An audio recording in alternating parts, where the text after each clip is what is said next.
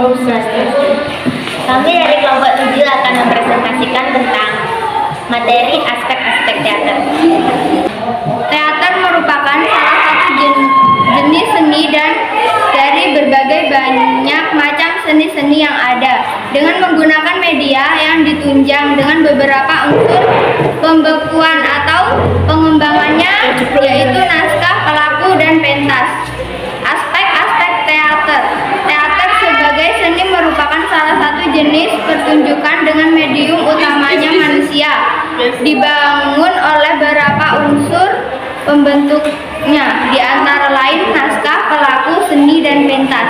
Naskah atau lakon, khususnya teater non-tradisional di tangan sang kreator, yakni sutradara atau peramu drama atau teater, merupakan bahan baku yang perlu diolah secara seksama, yakni dari teks tulisan menjadi wujud pertunjukan. Dalam pertunjukan teater, kedudukan naskah menjadi unsur penting. Naskah yang telah ditemukan sebagai bahan pertunjukan teater terlebih dahulu dianalisis bagian-bagiannya, antara lain alur atau plotting, tema atau tauhid, tokoh atau dramatic person, karakter atau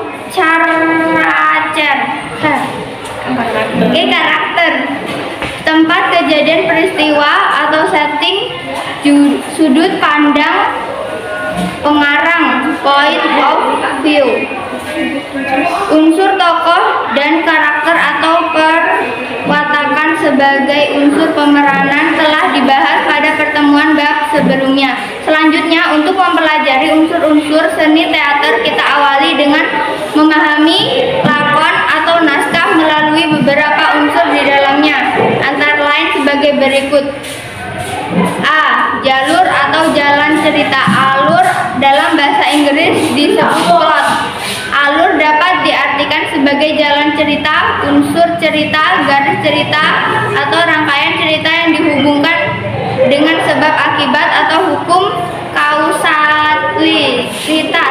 Artinya, tidak akan terjadi akibat atau dampak kalau tidak ada sebab atau kejadian sebelumnya. Berbicara alur dapat dikemukakan pula tentang alur maju dan alur mundur. Alur maju artinya rangkaian cerita mengalir dari A sampai Z, dan alur mundur cerita berjalan, yaitu penggambaran cerita mengakhirkan bagian awal.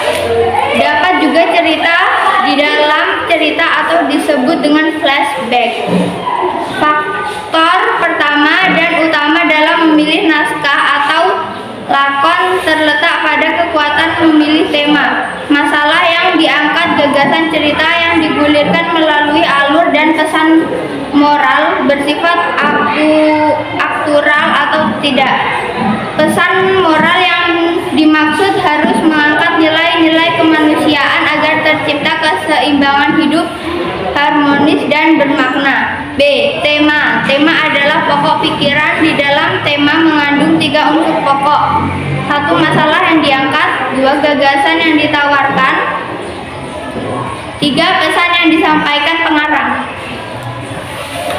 Masalah yang diangkat di dalam tema cerita berisi persoalan-persoalan tentang kehidupan berupa ideologi, politik, ekonomi, sosial, budaya, dan keamanan pada suatu masyarakat tertentu dalam lingkup luas atau terbatas.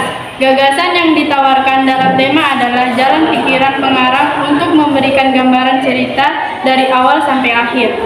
Pesan di dalam tema sebuah lakon berupa kesimpulan ungkapan pokok cerita dari pengarang. Tema-tema yang ada pada lakon, drama, atau teater biasanya tentang kepahlawanan, heroik, pendidikan, edukatif, sosial, kejiwaan, psikologi, keagamaan, religius. Tema lakon di dalam teater remaja biasanya lebih didasarkan pada muatan pendidikan untuk menumbuh kembangkan mental moral, dan pikiran. Contoh, dalam memahami temanya pendidikan, masalahnya adalah narkoba. Gagasan atau idenya adalah menghilangkan nyawa. Pesan moral atau nilainya adalah jauhi narkoba sebab menghilangkan nyawa. C. Setting. Setting dalam sebuah lakon atau naskah merupakan unsur yang menunjukkan tempat dan waktu kejadian peristiwa dalam sebuah babak. Berubahnya setting berarti terjadi perubahan babak, begitu pula dengan sebaliknya. Perubahan babak berarti terjadi perubahan setting.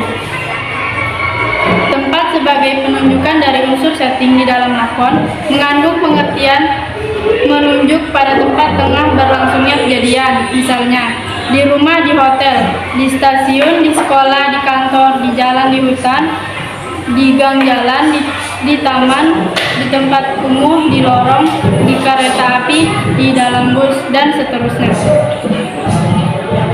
Waktu sebagai bagian unsur setting di dalam lakon menjelaskan tentang terjadinya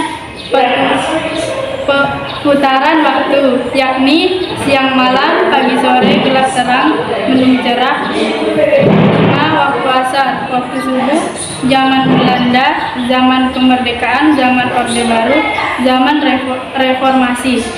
Latar peristiwa kejadian sebagai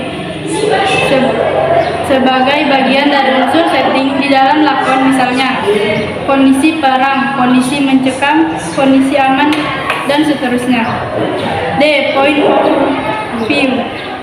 Setiap lakon, termasuk lakon teater anak-anak, remaja, dewasa, ataupun bagi semua umur, pasti melibatkan sudut pandang pengarang atau penulis. Sudut pandang pengarang atau penulis ini disebut point of view sebagai gambaran intelektualitas dan kepekaan rasa pengarang atau kreator dalam menangkap dan memaknai fenomena yang terjadi. Memahami dan menangkap tanda-tanda tentang sudut pandang pengarang merupakan hal penting bagi seorang kreator panggung atau pembaca agar terjadi kesepahaman, kesejalanan, atau tidak setuju dengan apa yang ditawarkan dan dikehendaki pengarang. Apabila seorang kreator dalam proses kreatifnya mengalami kesulitan menemukan pandangan inti pengarang, secara etika, kreator dapat melakukan konsultasi atau wawancara dengan penulis tentang maksud dan tujuan dari lakon atau naskah yang ditulis.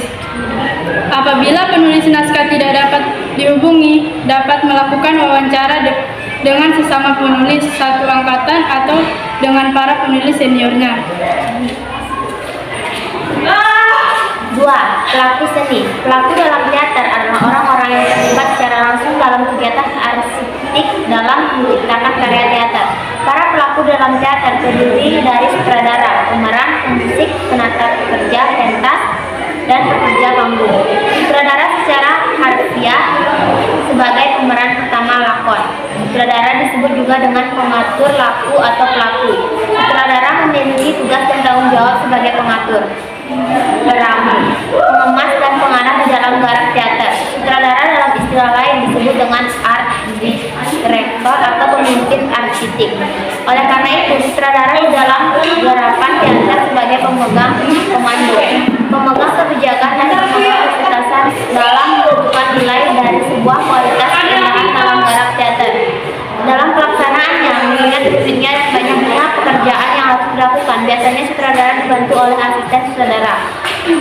Pemeran atau istilah dalam teater lebih kena dengan pemain, merupakan sosok pemeran yang membawakan cerita berdasarkan karakteran tokoh. Tugas dan tanggung jawab pemeran di dalam teater adalah memerankan tokoh-tokoh cerita di dalam naskah sesuai arahan sutradara. Adapun penokoh dalam teater dapat dibagi dalam beberapa peran atau penokoh cerita, antara lain protagonis, antagonis, dialogonis, foil, antagonis, confident, reasoner, dan intimidasi. 3. Pentas. Pentas dapat diartikan sebagai tempat pertunjukan atau pergelaran seni, membahas tentang tidak dari orang yang menata pentas dan orang-orang yang terlibat dalam perwujudan pentas teater. Penata pentas teater adalah para perancang atau desainer artistik teater yang memiliki keahlian di bidang seni visual, panggung, hias busana dan properti, dan seni audio musik. Tugas dan tanggung jawab para perancang pentas adalah membantu sutradara dalam penunggangan gagasan bentuk seni ke dalam wujud nyata pertunjukan. Para penata arsitek di dalam pelaksanaan dibantu oleh beberapa pekerja pentas yang dipilih oleh penata pentas. Mungkin itu saja yang dapat kami sampaikan. Kurang dan lebihnya mohon dimaafkan. Kami tutup dengan Wabillahi taufiq wal hidayah. Wassalamualaikum warahmatullahi wabarakatuh. selamat pagi dan Om Santi Santi.